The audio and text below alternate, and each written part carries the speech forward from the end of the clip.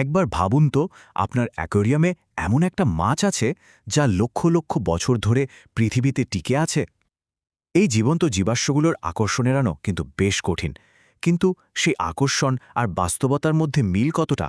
চলুন আজ আমরা কিছু বিখ্যাত মনস্টার ফিশের একটা র্যাঙ্কিং করি, তবে সৌন্দর্যের দিক থেকে না। র্যাঙ্কিংটা হবে এদের ঘরে রাখাটা কতটা কঠিন সেই বাস্তবতার উপর ভিত্তি করে। এই ব্যাপারটা মনে হয় অনেকের সাথেই হয়েছে, তাই না?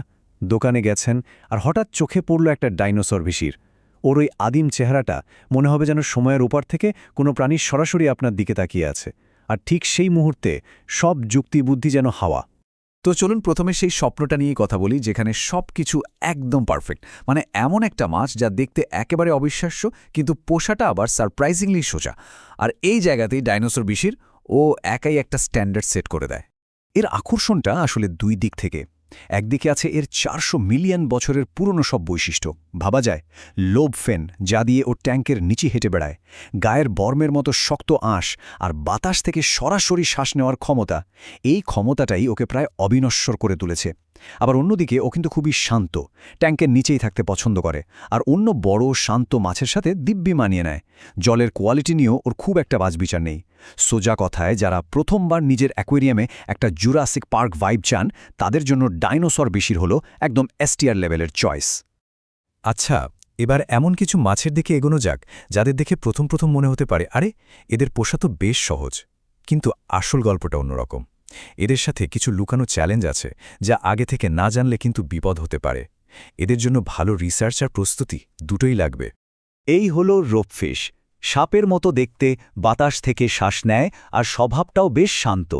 কিন্তু এর একটা বিরাট সমস্যা আছে, আর এটাকে একদমই হালকাভাবে নেওয়া যাবে না। এরা পালানোর ব্যাপারে একেবারে কিংবদন্তি। ট্যাঙ্কের ঢাকনায় যদি সুতোর মতো ফাঁক পায়, ও বাইরে চলে আসবেই। বিশ্বাস করুন, ফিল্টারের এনটেক হোক বা যে কোনো কোণা, ও বেরিয়ে আসার রাস্তা ঠিক খুঁজে নেবে। তাই এদের রাখতে হলে টাইট ফিটিং ঢাকনাটা কোনো অপশন না, এটা মাস্ট। এবার দুটো অদ্ভুত মাছের কথা বলি, ব্ল্যাক গোস্ট নাইফ আর এলিফ্যান্ট নোজ। এদের একটা সুপার পাওয়ার আছে বলতে পারেন। এরা আসলে চোখ দিয়ে ততটা দেখে না, যতটা নিজেদের তৈরি করা একটা দুর্বল ইলেকট্রিক ফিল্ড দিয়ে চারপাশটা বোঝে। এই ক্ষমতা, মানে ইলেকট্রো রিসেপশন, এটা এদের লক্ষ লক্ষ বছরের পুরনো বৈশিষ্ট্য। কিন্তু এই অসাধারণ ক্ষমতার কারণেই এদের যত্ন নেওয়াটা কঠিন। জলের সামান্যতম পরিবর্তনও ওরা টের পেয়ে যায়। তাই জলের কোয়ালিটির ব্যাপারে এরা মারাত্মক সেন্সিটিভ। তার উপর এদের খাবার দাবারও খুব স্পেশাল, যা নতুনদের জন্য প্রায়ই একটা বড় মাথা ব্যথার কারণ হয়ে দাঁড়ায়।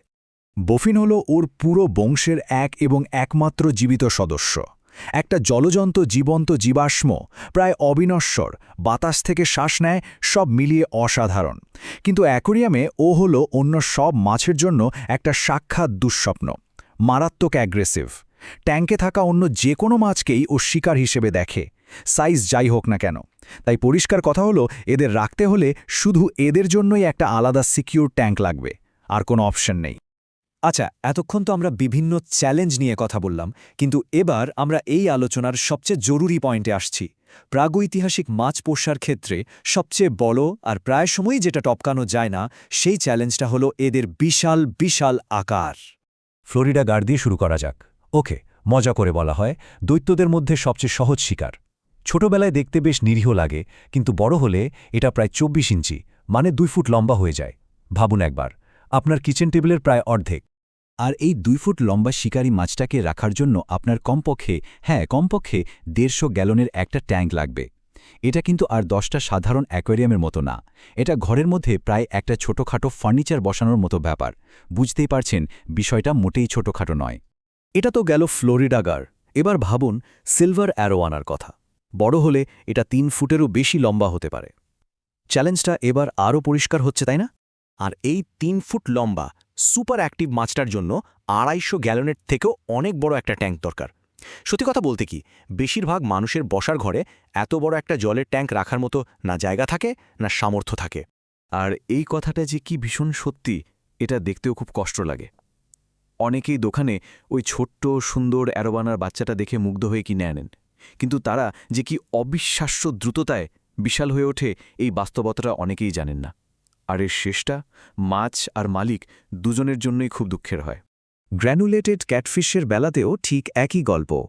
ওর জন্য 200 থেকে 300 গ্যালনের ট্যাঙ্কটা কোনো রেকমেন্ডেশন না, এটা একটা রিকোয়ারমেন্ট। এর কোনো বিকল্প বা সহজ রাস্তা নেই। এদের রাখতে চাইলে এই বিশাল ইনভেস্টমেন্টের জন্য তৈরি থাকতেই হবে। এবার আমরা এমন কিছু মাছের জগতে ঢুকছি যাদের পোষাটা আর শুধু শখ থাকে না, এটা একটা সারা জীবনের কমিটমেন্ট হয়ে দাঁড়ায়। এদের যখন আপনি কিনছেন তখন আপনি শুধু একটা মাছ কিনছেন না, আপনি একটা লিগাসি বা উত্তরাধিকারকে নিজের দায়িত্বে নিচ্ছেন। অস্ট্রেলিয়ান লাংফিশ এ তো একটা জীবন্ত টাইম ক্যাপসুল। ৩৮০ মিলিয়ন বছর ধরে এরা প্রায় একটুও বদলায়নি। ভেবে দেখুন, এরা ডাইনোসরদের আসতে দেখেছে, যেতেও দেখেছে। আর সবচেয়ে অবাক করা ব্যাপার হলো এদের আয়ু ১০০ বছরেরও বেশি হতে পারে। মানে খুব সম্ভবত এই মাছটা আপনার থেকেও বেশি দিন বাঁচবে। লাংফিশের দুটো পপুলার স্পিসিসের তুলনা করলে বোঝা যায় আপনি যেদিকেই যান স্বস্তি নেই। একদিকে অস্ট্রেলিয়ান লাংফিশ, যার জন্য লাগবে ৪০০ গ্যালনের ট্যাঙ্ক আর আপনার নিজের জীবনের থেকেও লম্বা একটা কমিটমেন্ট। আর অন্যদিকে আছে আফ্রিকান লাংফিশ, সাইজে হয়তো একটু ছোট কিন্তু মারাত্মক অ্যাগ্রেসিভ, এমনকি নিজের মালিকের হাতেও ভয়ঙ্করভাবে কামড়ে দিতে পারে। পরিষ্কার কথা, দুটোর কোনোটাই সাধারণ অ্যাকোয়ারিস্টদের জন্য নয়। এবং এবার ফাইনাল ওয়ার্নিং। আর পাইমা পৃথিবীর সবচেয়ে বড় মিষ্টি জলের মাছগুলোর একটা। কোনোভাবে, আমি আবারও বলছি, কোনো পরিস্থিতিতেই এটা বাড়ির অ্যাকোয়ারিয়ামের জন্য না। এরা ১০ ফুট লম্বা আর ৪০০ পাউন্ডের বেশি ওজনের হতে পারে। এটা আর মাছ নয়, এটা একটা জলজ দৈত্য। এদের একমাত্র জায়গা হলো পাবলিক অ্যাকোয়ারিয়াম অথবা বিশাল কোনো রিজার্ভ, কোনো ব্যক্তিগত ট্যাঙ্কে নয়। Full stop. তো চলুন পুরো আলোচনাটাকে এবার এক জায়গায় নিয়ে আসা যাক। সবকিছুর মূলে যে কথাটা বারবার ফিরে আসছে সেটা হলো দায়িত্ববোধ। শেষ পর্যন্ত এটাই হলো আসল কথা। দেখুন, অ্যাগ্রেসিভ স্বভাব বা বিশেষ যত্ন এগুলো সবই চ্যালেঞ্জ, কিন্তু এই মাছগুলো রাখার ক্ষেত্রে সবচেয়ে বড় আর যে বাধাটা প্রায় টপকানোই যায় না সেটা হলো এদের ফাইনাল অ্যাডাল্ট সাইজ।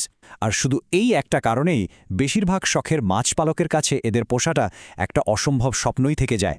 তাহলে শেষ প্রশ্নটা এটাই থাকল, এই মাছগুলোর প্রাচীন ইতিহাস, এদের গল্প নিঃসন্দেহে ফ্যাসিনেটিং, কিন্তু শুধু সেই আকর্ষণের জন্য কি এদের একটা অপর্যাপ্ত জীবনে ঠেলে দেওয়াটা ঠিক হবে? দিন শেষে আমাদের শখের থেকেও বড় হয়ে ওঠা উচিত একটা প্রাণীর সঠিক বাসস্থানের গুরুত্ব, তাই না?